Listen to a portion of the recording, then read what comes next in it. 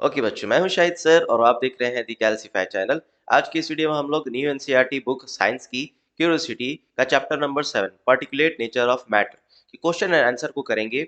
इससे पहले इस चैप्टर की एक्सप्लेनेशन वीडियो मैंने बना दी है। अगर आपको देखनी है तो आई बटन पर क्लिक करके वहां से आप देख सकते हो। इस वीडियो में हम लोग विद कॉन्सेप्ट क्वेश्चंस को करेंगे, कॉन्सेप्ट को समझते हुए करेंगे। और क्वेश्चन नंबर 1 स्टार्ट करने से पहले इस चैप्टर का जो बेसिक मेन कॉन्सेप्ट है उसको हम एक ट्रिक से समझ लेते हैं। देखिए, सपोज करो कि ये दो स्टूडेंट्स हैं और इन दोनों एक ही स्कूल में पढ़ते हैं, एक ही स्कूल में इनका नया एडमिशन हुआ है। अभी कोई अट्रैक्शन नहीं है, कोई फ्रेंडशिप नहीं है, तो जाहिर सी बात है दूर दूर बैठ रहे हैं। ओके, अभी क्या होता है कि इन दोनों में हाय हेलो होने लगा, थोड़ी सी फ्रेंडशिप होगी, थोड़ी सी अट्रैक्शन होगी, तो जाहिर सी बात है कि पास पास आकर के बैठेंगे।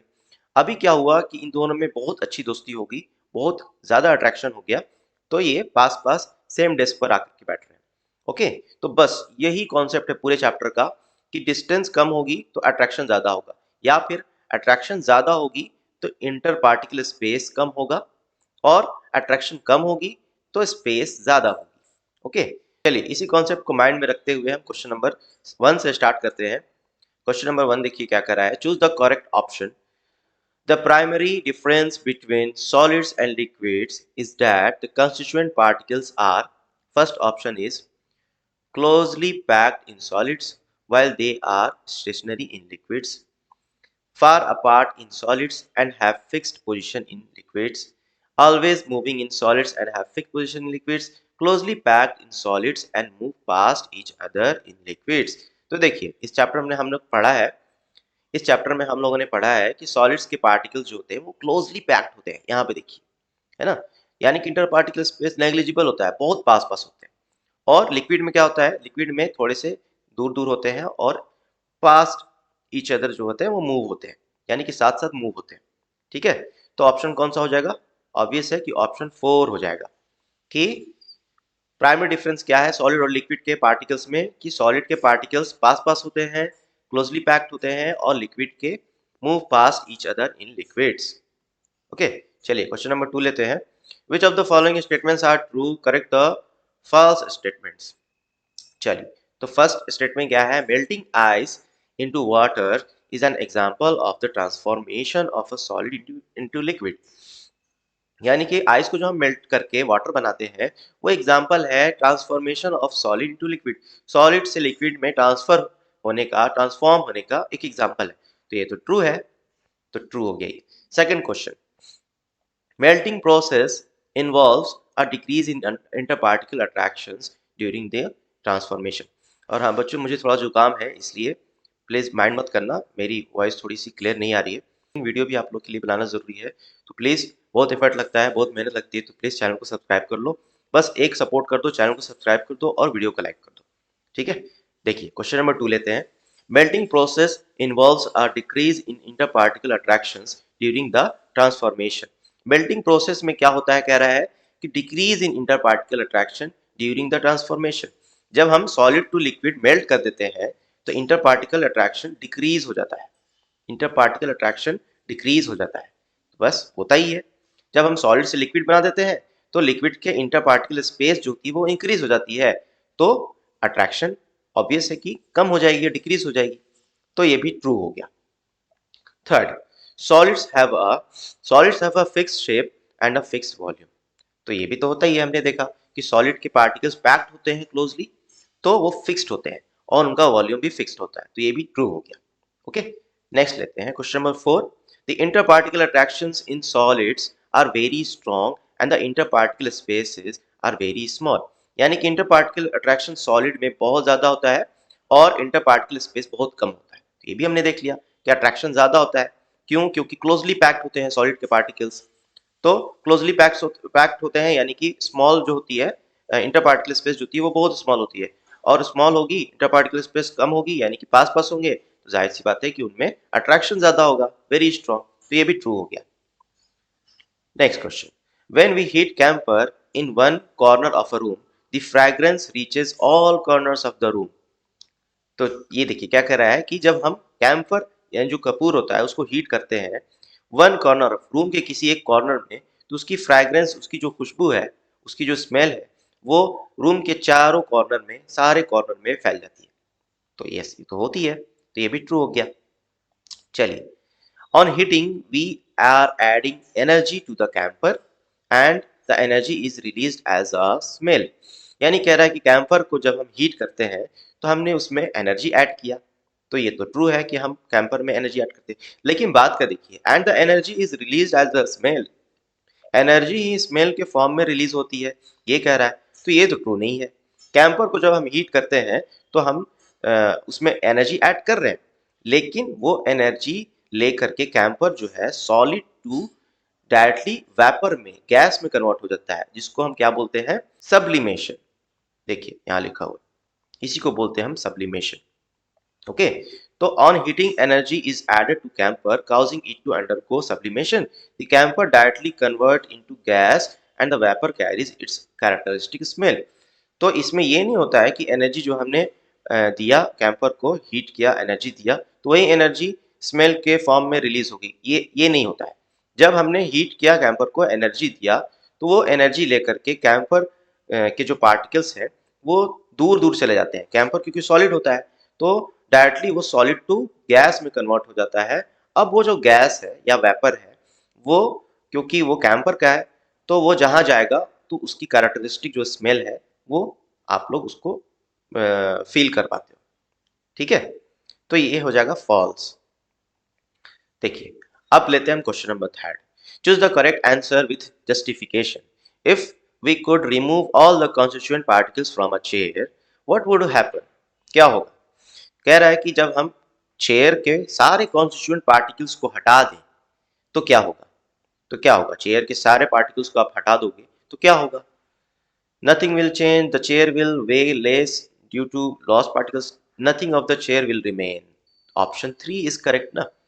सारे कॉन्स्टिट्यूएंट पार्टिकल्स को ही आप हटा दोगे तो क्या बचेगा चेयर में? कुछ बचेगा नहीं। तो करेक्ट ऑप्शन हो गया option 3, nothing of the chair will remain. और इसका जस्टिफिकेशन क्या है? A chair is made up of constituent particles. सारी चीजें तो कॉन्स्टिट्यूएंट पार्टिकल से मिलकर बनी है, वैसी चेयर भी कॉन्स्टिट्यूएंट पार्टिकल से मिलकर बना है। जितने भी मैटर है, जितने भी मैटर है, जो भी चीजें आप अपने अराउंड देख रहे हो, सब कॉन्स्टिट्यूएंट पार्टिकल से मिलकर बनी है। ये हमने चैप्टर में पढ़ा है एक्सप्लेनेशन में। तो उसी तरीके से चेयर भी कॉन्स्टिट्यूएंट पार्टिकल से मिलकर बना है। अगर हम इन सारे कॉन्स्टिट्यूएंट पार्टिकल्स को चेयर में से हटा दें तो nothing left to form the structure, shape, weight और existence of the chair. Existence of the chair ही खत्म हो जाएगी, तो इनमें कुछ बचेगा ही नहीं चेयर का। Okay, I hope it is clear. चलिए क्वेश्चन नंबर 4 ले लेते हैं। Why do gases mix easily while solids do not? ठीक है, बोल रहा है कि गैसेस इजीली मिक्स हो जाते हैं लेकिन सॉलिड्स क्यों नहीं होते हैं? तो इसका आंसर देख लीजिए। Gases and solids mix differently because there particles behave very differently. दोनों के पार्टिकल बहुत अलग अलग तरीके से बिहेव करते हैं। गैसेस में क्यों मिक्स हो जाते हैं?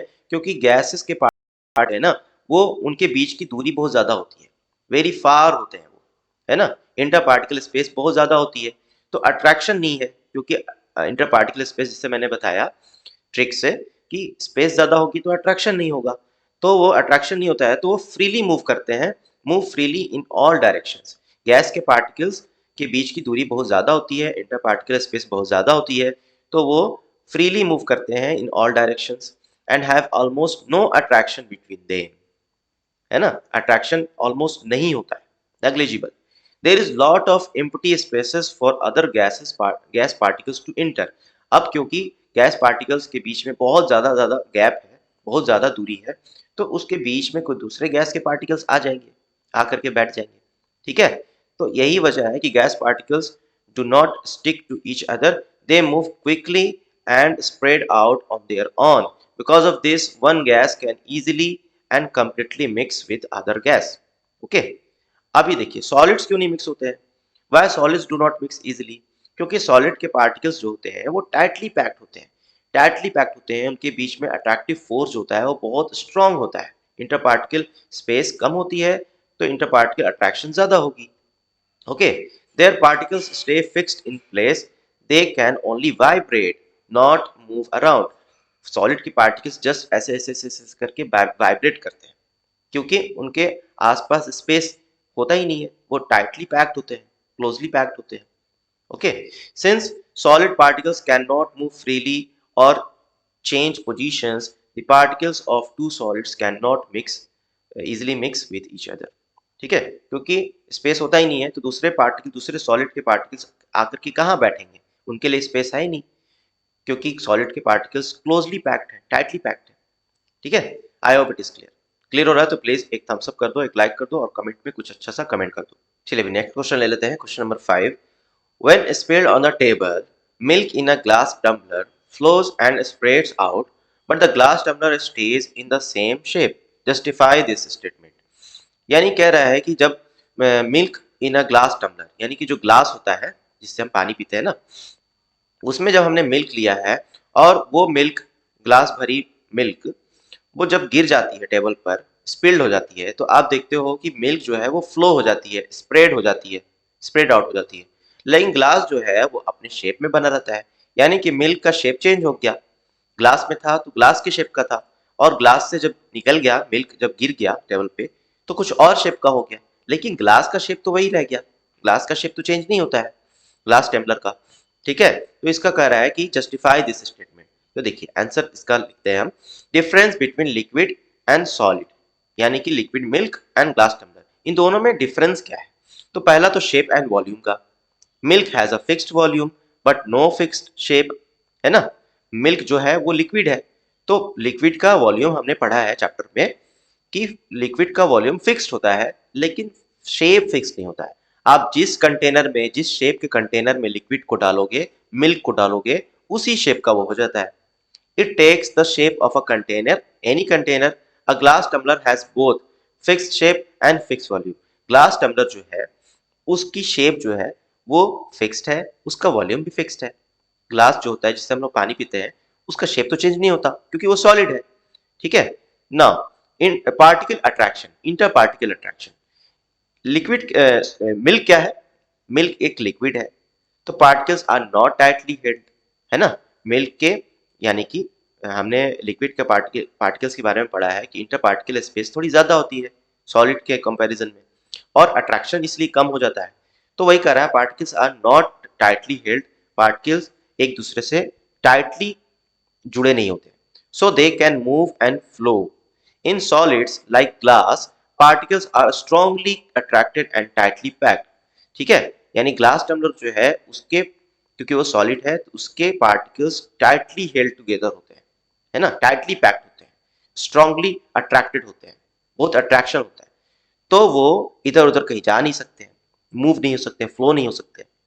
ठीक है, लेकिन यही लिक्विड यानी जो मिल्क है, मिल्क के पार्टिकल्स जो है वो थोड़े थोड़े दूर हैं और उनके बीच में अट्रैक्शन भी कम है, तो वो मूव हो सकते हैं, फ्लो हो सकते हैं।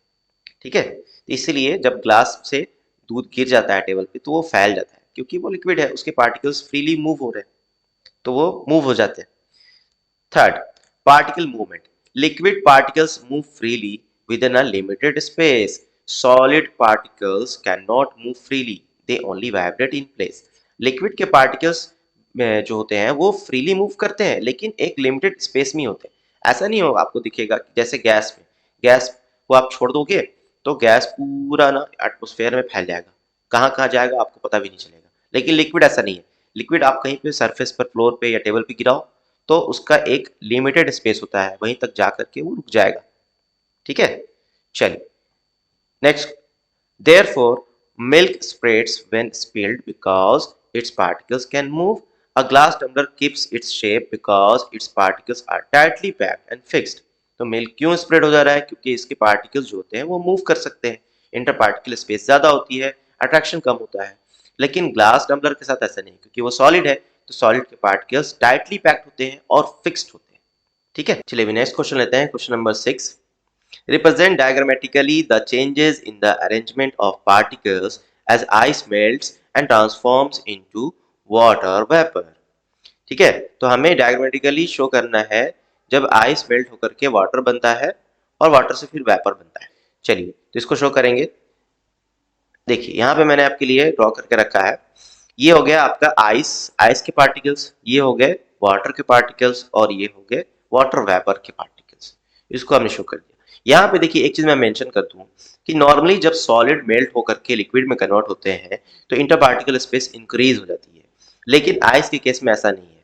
आइस एक एक्सेप्शन है, वो इसलिए है क्योंकि आइस जब मेल्ट होता है तो वॉल्यूम इंक्रीज होना चाहिए थी, तो डिक्रीज होती है। आइस की वॉल्यूम वाटर के वॉल्यूम से ज्यादा होती है, या फिर यू कहें कि आइस के इंटरपार्टिकल स्पेस जो होती है वो ज्यादा होती है एज कम्पेयर टू वाटर के इंटरपार्टिकल स्पेस। ठीक है, वो इसलिए होता है क्योंकि उसके रीजन में हम लोग डेप्थ में नहीं जाएंगे, बस आप इतना समझ लो कि आइस के जो पार्टिकल्स का स्ट्रक्चर जो होता है ना, वो ऐसी बॉन्डिंग होती है कि उसकी वॉल्यूम ज्यादा हो जाती है, उसके inter particle space as compare to water ज्यादा होती है। आइस के इंटर पार्टिकल स्पेस ज्यादा होती है, जबकि वो सॉलिड है, फिर भी आइस में इंटर पार्टिकल स्पेस ज्यादा होती है एज कम्पेयर टू वाटर। और जब ये वाटर वाटर वेपर बन जाता है तो नॉर्मली जैसे गैस में इंटर पार्टिकल स्पेस सबसे ज्यादा होती है, वैसे ही हो जाता है, वहां पे नॉर्मल है। लेकिन सॉलिड टू लिक्विड जनरली आपने देखा होगा कि इंटर पार्टिकल स्पेस इंक्रीज होती है, लेकिन आइस जब मेल्ट होकर के वाटर लिक्विड बनता है तो इंटर पार्टिकल स्पेस इंक्रीज नहीं होती है। यहाँ भी क्लोजली पैक्ड ही रहते हैं वाटर में भी। ठीक है, तो देखिए, as ice melts into water and then vaporises into steam, the arrangement of water particles changes significantly.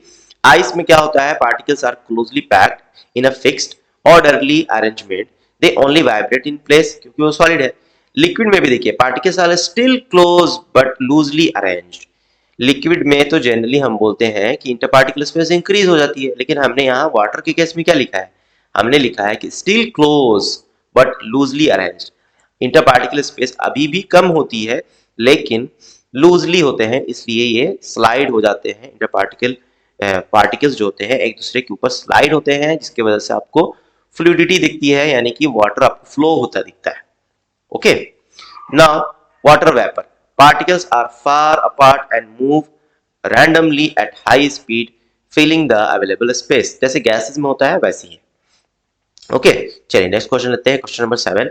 Draw a picture representing particles present in the following: aluminium foil, glycerine and methane gas. तो मैं यहाँ पे आपको बता दूं कि aluminium क्या होता है, भले ही फॉइल हो लेकिन वो सॉलिड है। Glycerine is a liquid, methane gas तो गैस है। तो बस इसको हमें ड्रॉ कर देना है। एल्यूमिनियम फॉइल को हमने सॉलिड पार्टिकल से शो कर दिया कि इंटर पार्टिकल स्पेस बहुत कम होती है ना, क्लोजली पैक्ड होते हैं। ग्लिसरीन क्योंकि लिक्विड है तो इंटर पार्टिकल स्पेस ज्यादा है। और मीथेन गैस क्या है, गैस है, तो इंटर पार्टिकल स्पेस और ज्यादा है। ठीक है, चलिए क्वेश्चन नंबर 8 ले लेते हैं। Observe figures 7.16a which shows the image of a candle that was just extinguished after burning for some time. Identify the different states of wax in the figure and match them with figure B showing the arrangement of particles। A और B दो तरफ figure दिए हुए हैं। A में कह रहा है कि कैंडल बर्न होते हुए दिखाया गया है और उसको इमीडिएटली एक्सटिंग्विश किया गया, तुरंत उसको बुझाया गया है। ठीक है, तो आप देखते होंगे कि कैंडल जब तुरंत बुझता है तो अंदर में यहाँ पे जो स्पेस है ना, वहां लिक्विड कैंडल रहता है। ठीक है, और ये जो है कैंडल का पार्ट वो सॉलिड है, और अभी तुरंत बुझा है तो यहाँ से गैस वेपर निकलता हुआ दिखेगा, वो भी कैंडल का ही वेपर है। तो हमें इन तीनों को मैच कर देना है, तो बहुत इजी है। ये जो अंदर वाला पार्ट है वो लिक्विड है, तो ये इससे मैच हो जाएगा, क्योंकि ये यहाँ पे इंटर पार्टिकल स्पेस थोड़ी ज्यादा है ना इससे, तो ये लिक्विड का हुआ ऑब्वियस है। और ये आपका सॉलिड है, तो ये आपका हो जाएगा ये वाला सॉलिड। और गैस कौन सा है, ये वाला है गैस, तो ये आपका हो जाएगा ये gas. Okay, let me choose another colour ताकि आपको कोई कंफ्यूजन ना हो। ये आपका गैस वाला है। ओके, और लिक्विड को मैं अलग कलर से शो कर देता हूं, ये आपका लिक्विड वाला है। ओके, और रेड से मैंने शो कर दिया सॉलिड के पार्टिकल्स को। ओके, चलिए नेक्स्ट क्वेश्चन लेते हैं, question number 9। Why does the water in the ocean taste salty even though the salt is not visible? Explain.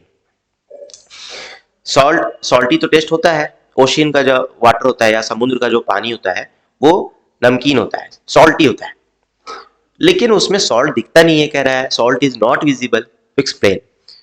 तो ये तो ऑब्वियस है, जब आप वाटर में, घर में भी वाटर में जब हम नमक डाल करके उसमें घोलते हैं तो नमक डिसअपियर हो जाता है ना, विजिबल तो होता नहीं, लेकिन उस पानी को टेस्ट करके देखो, नमकीन लगता है, सॉल्टी होता है।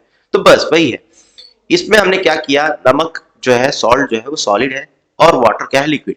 लिक्विड में हमने जब सॉल्ट डाल करके उसको स्टायर किया, या फिर समुद्र में क्या है, ओशन में भी यही है कि पानी में सॉल्ट क्या है, घुला हुआ है ना, डिजॉल्व है तो वो दिखता नहीं है। क्यों? क्योंकि वाटर के इंटर पार्टिकल स्पेस ज्यादा होती है, तो उन खाली जो जगह है, स्पेसेस है, उनमें सॉल्ट के पार्टिकल्स जो होते हैं वहां जाकर के वो उस स्पेस को ऑक्यूपाई कर लेते हैं, वहां बैठ जाते हैं, तो वो दिखते नहीं है, डिसअपियर हो जाते हैं।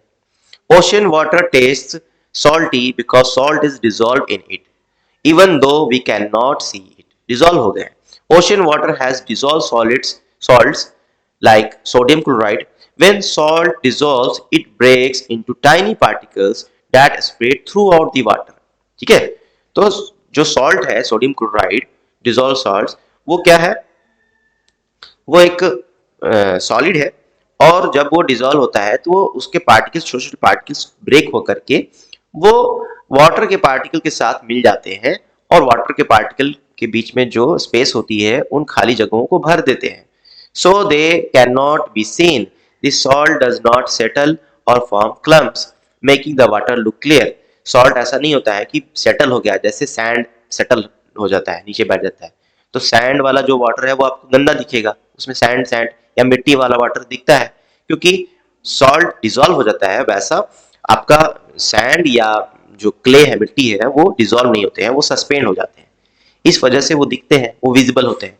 लेकिन सॉल्ट विजिबल नहीं होता है, इनविजिबल होता है, क्योंकि वो डिजोल्व होकर के वाटर के इंटर पार्टिकल स्पेस में जाकर के बैठ जाता है। ठीक है, चलिए लास्ट क्वेश्चन लेते हैं, क्वेश्चन नंबर 10। देखो बच्चों, अगर वीडियो से कुछ फायदा हो रहा है, कुछ भी हेल्पफुल अगर लग रहा है, तो प्लीज चैनल को सब्सक्राइब कर लो। बहुत मेहनत लगती है आप लोगों के लिए क्वेश्चन का आंसर लिखना और ऐसा एनिमेशन बनाना, बहुत मेहनत लगती है। देखिए मेरी अभी तबीयत ठीक नहीं है, फिर भी मैं आप लोग के लिए वीडियो बना रहा हूँ, क्योंकि आप लोग का एग्जाम रहता है, टेस्ट अभी चल रहे हैं, तो इस वजह से मैं वीडियो बना रहा हूँ, ताकि आपको कोई फायदा हो जाए और आपका रिजल्ट अच्छा हो जाए। ठीक है, तो अगर वीडियो से कुछ भी फायदा हो रहा है तो प्लीज प्लीज चैनल को सब्सक्राइब कर लो और वीडियो को लाइक कर दो और कमेंट बॉक्स में कुछ अच्छा सा कमेंट कर दो। चलिए लास्ट क्वेश्चन लेते हैं। Grains of rice and rice flour take the shape of the container when placed in different jars. Are they solids or liquids? Explain. कह रहा है कि जो राइस या ये आपका वीट होता है, मतलब राइस फ्लोर जिसको आटा बोलते हैं, है ना, या फिर राइस है, चावल, तो वो तो सॉलिड है, लेकिन वो डिफरेंट जार्स में, जिस कंटेनर में हम उसको रखते हैं, उसी शेप के हो जाते हैं ना। तो ऐसा क्यों होता है? तो देखिए इसका आंसर ये है कि grains of rice and rice flour are considered solids even though they seem to take the shape of the container. लेकिन दे आर सॉलिड्स बिकॉज, क्योंकि अभी यहां बता रहा हूं मैं कि ये सॉलिड क्यों है, वो रीजन, लेकिन वो अपीयर क्यों होते हैं, फ्लो होते हुए, या फिर जिस कंटेनर में रखो उस शेप का हो जाते हैं। When many tiny solid particles are together, they can slide past each other. क्योंकि वो छोटे छोटे पार्टिकल्स है ना, वो कोई बड़ा सा पार्टिकल तो नहीं है सॉलिड का, वो छोटे छोटे हैं, तो वो एक दूसरे के साथ स्लाइड हो लेते हैं। Because of this, the whole mass can settle and spread to fill the container's shape. Okay, to fill the container's shape. है ना? This is similar to sand or small stones, each piece of solid, but the group behaves like it can flow. ठीक है, as group as a whole जब हम देख रहे हैं तो वो फ्लो कर रहे हैं, क्योंकि छोटे छोटे पार्टिकल्स है ना, जो भी चावल है या गेहूं है उसके पार्टिकल्स छोटे छोटे हैं, इवन दे आर सॉलिड्स, वो सॉलिड्स हैं लेकिन बहुत छोटे छोटे हैं। तो बड़े लेवल पर, क्योंकि बड़े से कंटेनर में हम रख रहे हैं ना, तो वो फ्लो हो रहे हैं एक दूसरे के साथ, एक दूसरे के साथ स्लाइड होकर के, और वो जो भी वैकेंट स्पेस है वहां पे अच्छे तरीके से सेटल हो जा रहे हैं, स्पेस को ऑक्यूपाई कर ले रहे हैं। जस्ट लाइक सैंड और स्मॉल स्टोन्स, जैसे सैंड और स्टोन्स को भी आपने देखा होगा कि वो सॉलिड है, लेकिन उनको वो बिहेव करते हैं जैसे लगता है लिक्विड है, क्योंकि वो फ्लो हो रहे होते हैं।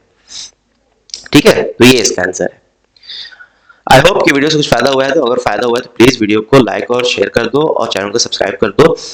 ये इसकी अगर आपको पीडीएफ चाहिए तो नीचे कमेंट बॉक्स में मैंने व्हाट्सएप ग्रुप का लिंक दे दिया है, वहां से आप ग्रुप को ज्वाइन कर लीजिए और इस पीडीएफ को डाउनलोड कर सकते हैं आप वहां से। मिलते हैं अगली वीडियो में, बाय।